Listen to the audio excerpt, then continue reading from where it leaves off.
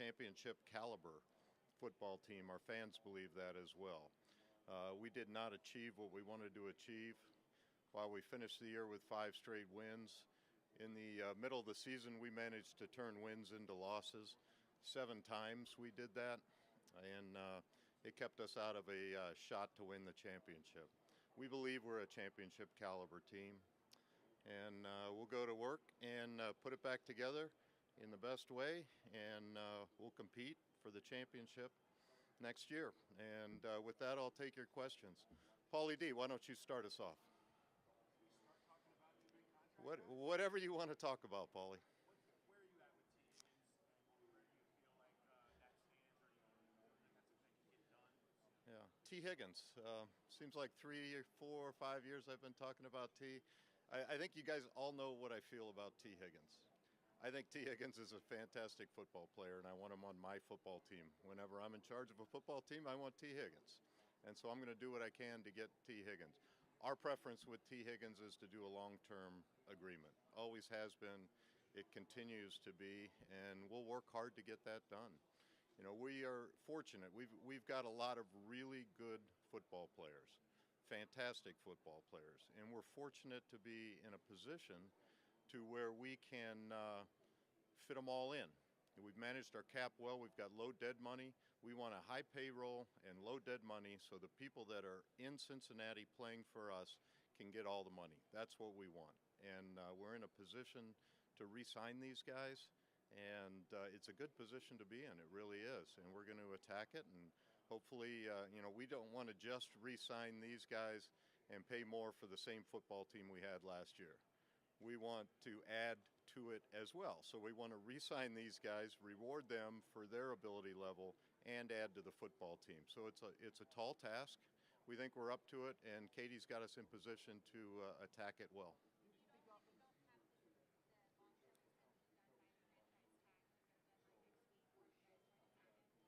Franchise tag? Yeah, I don't have breaking news on that. I'm aware that I have a franchise tag, yes, but our preference is a long-term deal, and that's what our focus is right now. What do you think that would say about getting a long-term deal done? Yeah, I'm optimistic until there's reason not to be, and I've always been optimistic with T, and I want a long-term deal. You know, he fits with us, and we fit with him. It's a great match, and so there's no reason not to work hard to continue the relationship for sure. How challenging is it to prioritize? You have T, you have Trey, obviously Lamar as well. It's not just one. Yeah. These 3 good free agents. It's going to be difficult. Yeah, obviously T is the one that's not signed for the future right now, and so that puts the onus on us to do something there one way or the other earlier. Jamar is always going to be our priority. He's a fantastic football player. He's going to end up being the #1 paid non-quarterback in the league. We're there. Let's get it done. The earlier we can do some of this stuff, the freer it gives us to build the rest of the team. We have other needs that we want to build, and so we want to get these kind of things done early enough to where we can really focus on building out the rest of the football team. But they're all priorities to us. But the ones that aren't signed are the ones that are on the table first. What was that? A signed contract, I guess, is the only way I can answer that. What needs to happen? That's what needs to happen.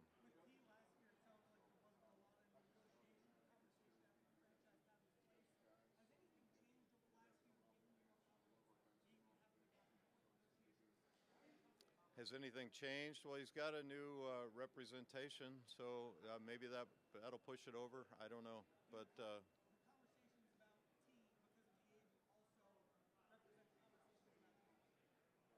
well, we can run parallel paths with the same representation, and that's what we'll do. But I'm optimistic. I want deals done, just like our quarterback wants deals done. Everything he says, I agree with. I want them done. I want the best players available. And I also want to add more players to our team. Again, I don't want to just pay more money for the same team we had last year. We have other needs, and I want to go after those needs as well.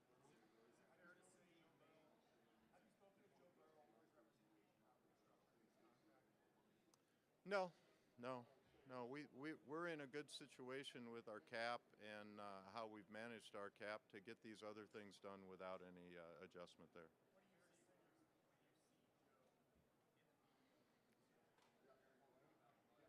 do you see when you see Joe in the meetings and when you see him What do I see? What do I think when I see Joe? I think there's our quarterback, and I'm glad we have him. And I haven't heard anything he said that I'm not in complete alignment on. I want the good players too, and I think that they ought to be paid to their ability level, and that's what we're going to do.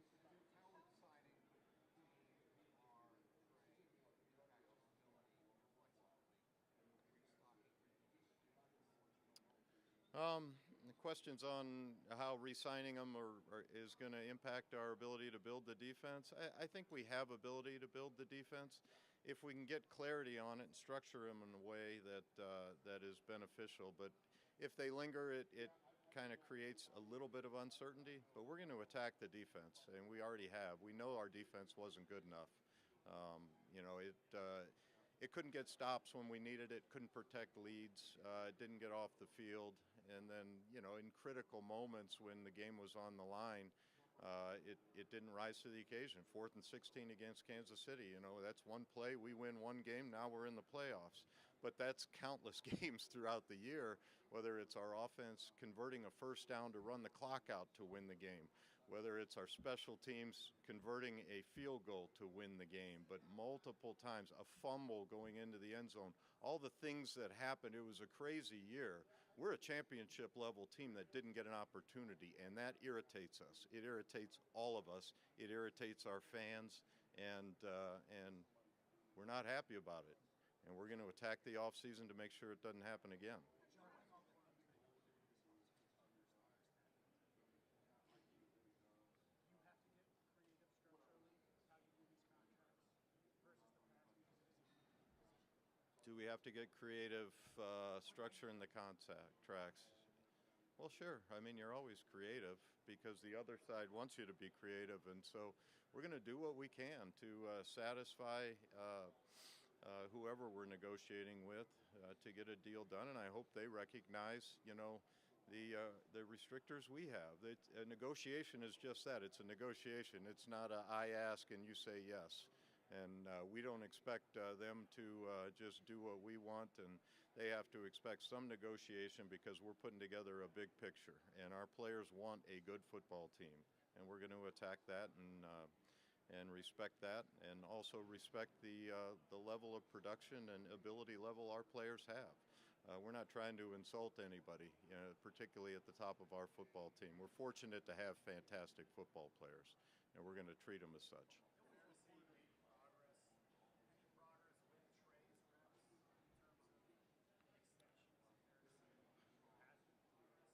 Trey? Yeah, Trey's super passionate. It's exactly what makes him a great football player, and he is super engaged, and we're cognizant. He's been a great signing for us. We've been a great fit for him. He's been a great fit for us. We would like to extend that. We would like to keep him not only happy but with us on a longer-term basis. And we're going to talk. He's under contract right now, and we're going to talk as the offseason goes, and hopefully come up to an agreement that everyone's acceptable of. But are we there yet? We're not there yet.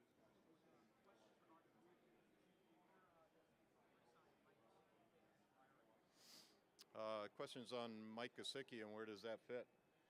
We've been pretty good at bringing tight ends in and having them have successful seasons. Mike was fantastic for us. I think Mike's a priority guy for us. I think he fits with us. I think he found out he fits with us. Tight ends tend to fit with us. We got Joe Burrow, and we value them in our game plans and how we structure our offense. And Mike was a great fit. And to Mike's credit, he came in, bought in, learned quickly, and fit right in. And so it's a great match. I'd love to have Mike Gesicki back, and we're going to work to try to do that. And we'll see if it can happen.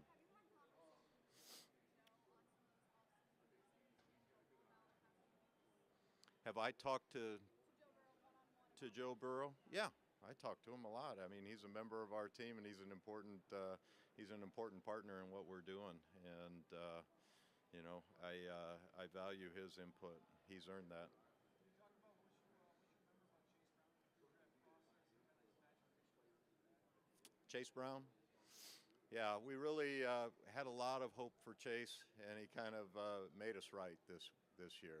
He's a guy that in the early in the draft process we liked because he was kind of dynamic outside of the core and also inside the core.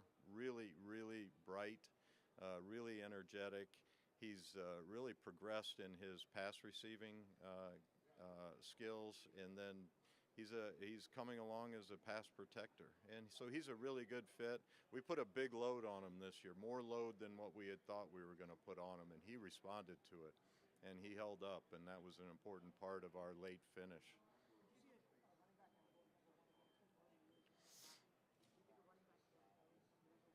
Can a running back go number one overall? I don't know. I guess if Walter Payton were in this draft, I might think about taking him number one overall. But our game's changed a lot, and so you'd have to be pretty special. I think quarterbacks have that kind of on lock, or maybe a great pass rusher, or maybe a guy that plays six positions like the one at my alma mater. You know, but we'll see. How involved is ownership in these high-level re-signings? What have your conversations around free agency been like with them? With our ownership, how involved are they? Highly involved. They're there every day, and they've been there every day of their careers, and they'll continue to do that, and they're super good at what they do.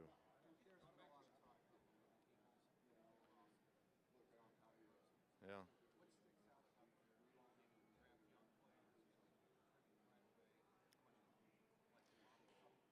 Yeah, the Eagles. Hats off to them. They've done a great job building their roster out, and they've got some high level players on big deals. Not as big as the deals that we're talking about making, but big deals. And then they've hit on draft picks, and that's what we've got to do. We've hit on some draft picks. We've got some guys that are in the pipeline coming in the last 5 games. I think some of our young guys started to come, which was great on the defensive side of the ball. And then we mentioned, Chase and, Eric All. It was unfortunate that he got hurt, but he was on pace to really be a dynamic tight end in our league. And I think Amarius Mims has a chance to be a Pro Bowler next year. He's a fantastic right tackle, and if he can stay healthy, I think he's got, a world of potential. But the young DBs, we'll get them back healthy. That'll be good. Young guys like DJ Ivey and Fig Newton having to take on bigger roles. But some of those young guys got a taste of winning because we won the last 5 games and gave ourselves a chance, and they had to be relied on for a role, and so that was good to see. But hats off to Philly. My son works there, and he thinks he's the reason for the season, I think. How does the change at defensive coordinator affect how you will prioritize defensive talent? What was that again? The change at defensive coordinator and Yeah. scheme maybe. Yeah, Al Golden coming on. Yeah. Al is super hands-on, and we want our coaches to be super hands-on. We want to be in alignment when we take a guy. We want a vision for him, and we want everybody on board. Everybody that touches that guy is on board with it, knows the plan, and is going to work towards the plan. And Al is super engaged, super high energy, hands-on, knows exactly what he wants. His coaches know what he wants. So it's going to be great working with him. Looking forward to it. I think he would have a pretty good idea of what's playing on the college level right now.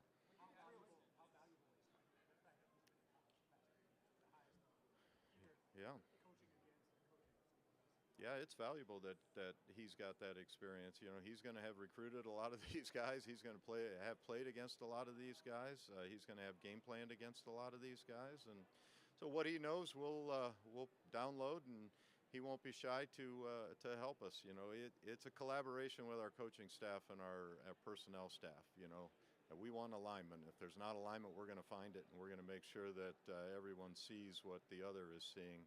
And then if we can't find alignment, we'll go in a different direction. But, we want that alignment, and it's been great working with Al so far. What gives you the most confidence that you're going to be getting what you want with the full receiver core, that you can afford to pay at that level and run 2 wide receivers and still build the rest of the roster that you need to be? What gives us confidence that we can pay high levels to our high-level players? Well, I guess it'll just be the proof is in the pudding. What gives us confidence that we can do that? We believe we can do it, and we believe we can fit other things in too. But we'll see how it all nets out at the end.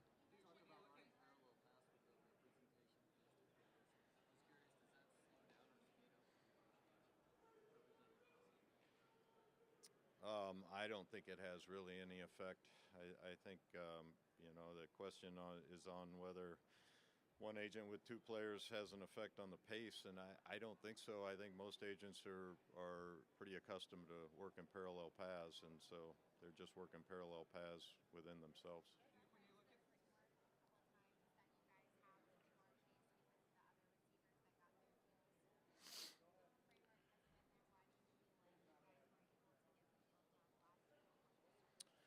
Yeah, I don't think there was a framework at this level last year. I'm not. You name the guy that did a deal after 3 years that was at this level. This is the year that they've done.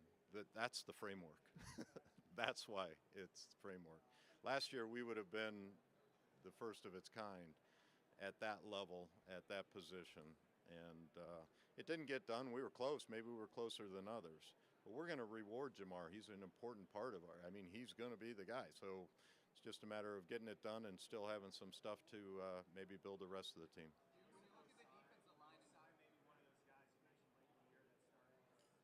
Yeah. Joseph? Yeah. Yeah, Joseph started to really come on. I think there's some desire from our new staff after they've come in and looked that they would like to. So we'll see.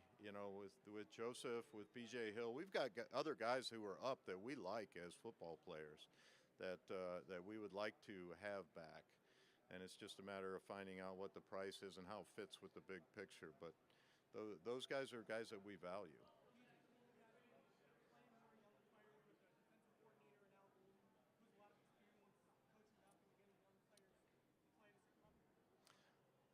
Questions on whether Al will play more young players. I think Al will play the best players.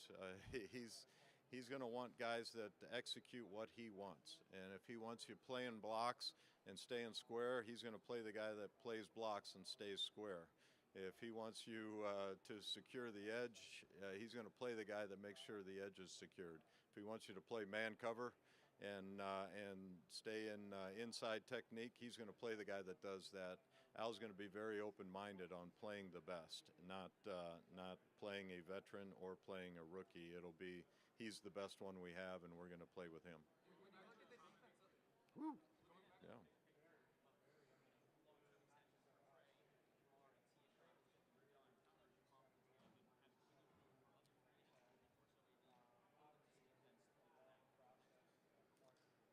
I think we'll see. I think we'll see. We've kind of hit on that. Can we get the big contracts done and still have room to do other things? I'm hopeful. That's what I started with. I'm very hopeful that we can do that. Yeah, we have the ability. We've managed our cap well. We have low dead money, and we're going to attack it, and hopefully we'll be able to do it.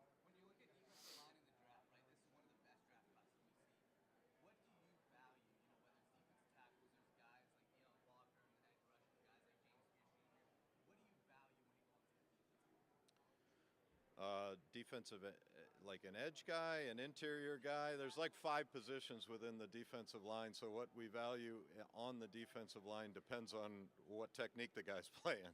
Now, we'd like a guy to be able to play a wide 9 and a nose and everything in between, but we haven't found one that can really do that. But the edge guy, so, if you're looking for a rusher, we want guys that get off the ball fast, guys that can threaten the edge and then have a second move.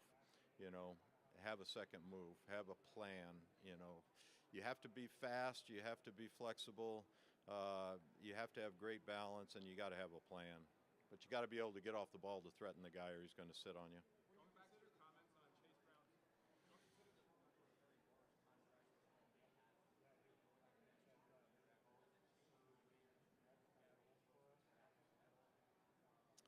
The questions on do our veteran contracts change the way we approach the draft? No. I mean, we approach the draft. We rank every position best to worst for us and we approach the draft as we're going to take the best guy. Now, if there's guys in the same bucket, we'll maybe take a guy that fits us at the moment a little better than another, but we're not going to pass up a whole bucket to drop down to take a guy that fits a need. You know, we're looking at them from top down, we're ranking them from top down, and we let the draft come to us. If we need to move up to get a guy who's the last of the Mohicans, we'll consider doing that.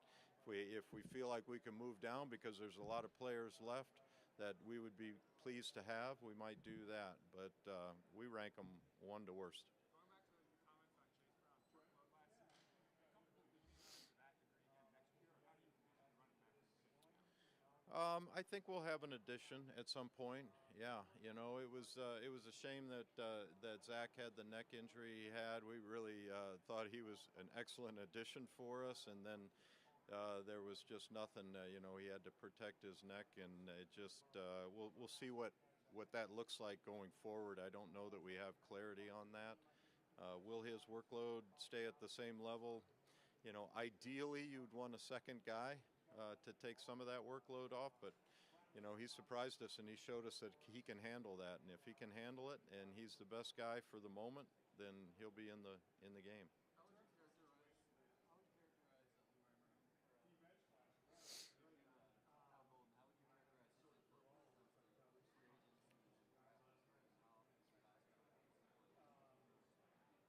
How often do I ask for Al's input on the defensive players in free agency and the draft? All the time. All the time. We want alignment. You know, we want alignment.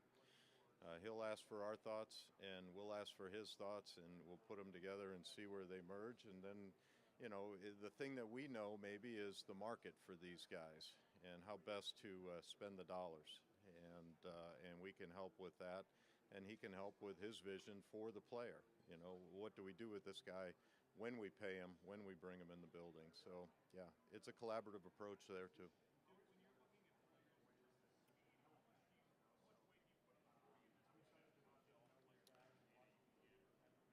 How much weight do we put on the 40? Depends on the position. I mean, I don't put a ton of weight on the 40 if it doesn't match up with what I see on tape. It has to match up with what I see on tape. If it doesn't, then I'm going with what I see on tape.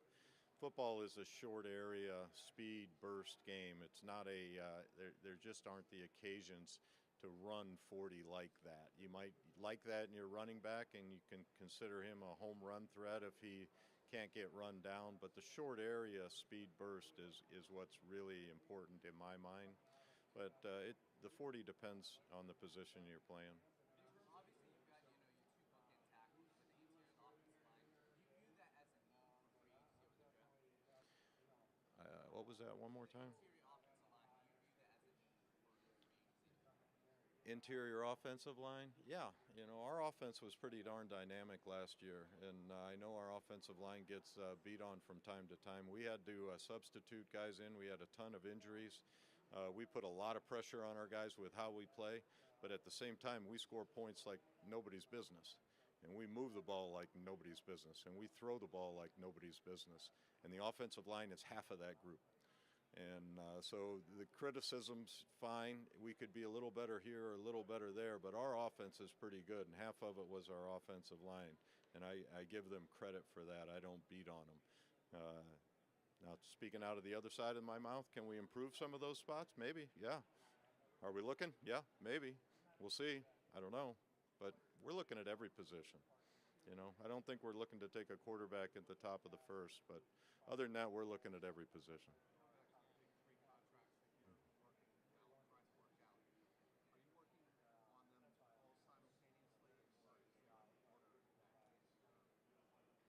There's no order.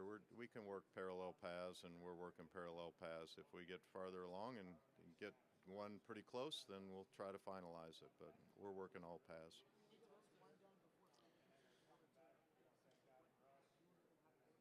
Do we need one done? I would like them all done tomorrow, but I mean, need is a hard thing. We're trying to get them done as soon as we can.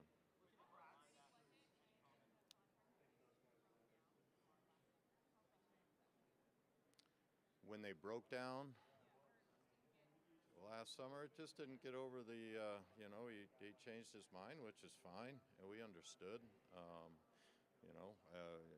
There's not hard feelings in this stuff. I don't get angry about this kind of stuff. I don't, it's just business. And, we're looking out for the 53 players on the team, and a lot of times they're looking out for the one. And that's their job to look out for the one, and their agent's job to look out for the one. And they have to understand it's my job to look out for the totality.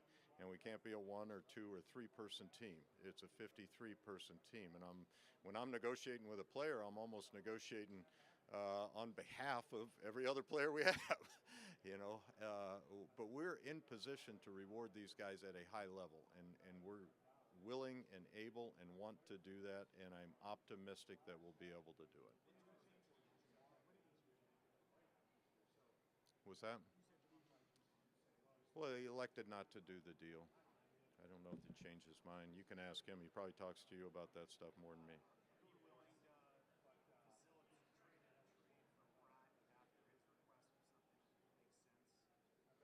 makes sense? On Pratt, am I willing to entertain a trade? I don't announce stuff like that. I will say with every player on our roster and with every player on some other GM's roster, I enjoy talking to my cohorts, and they can call me anytime they want.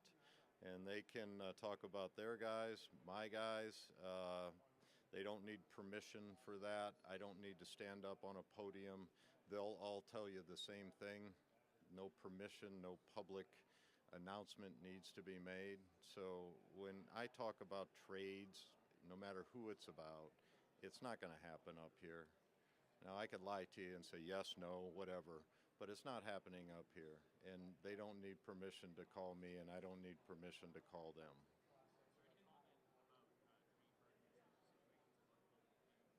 Jermaine Burton? I've said what I've had to say on that one. I can't want it more for him than he wants it for himself, and he's going to have to demonstrate that. And he's an immensely talented guy. We're not giving up on him, but he's going to have to start showing it now, and he's going to have to take the next step in his career. And I'm hopeful. I like Jermaine. I don't dislike Jermaine. I like Jermaine, and he could add a lot to us. But he's going to have to want it for himself more than I want it for him.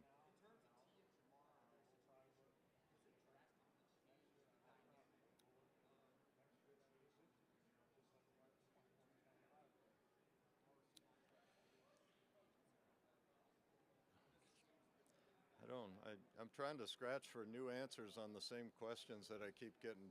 Jamar, how does the negotiation go? I'm pretty run out there. We want him signed. Is it easy? No. Are we up to it? We are up to it. We've done a lot of these things. But the dynamic type questions, maybe I've lost my dynamic nature. I don't know.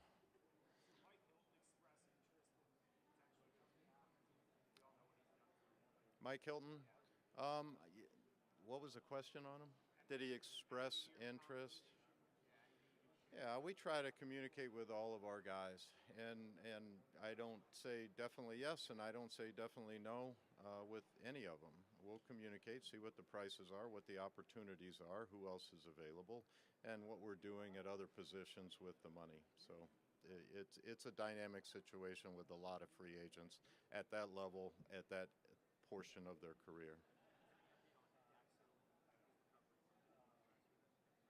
Dax Hill, we think he's on pace. We think he's doing well. He was really going to turn that corner. He was about to really explode. He was playing well, and we're going to be talking about a very, very fine corner wherever Al decides to line him up. If he lines him up inside, outside, wherever. We're going to be talking about a fantastic player. He just needs to get back, and normally the second year off an ACL is a little easier than the first year, but I think he's such a dynamic athlete that he might show us that the first year is just as good. All right.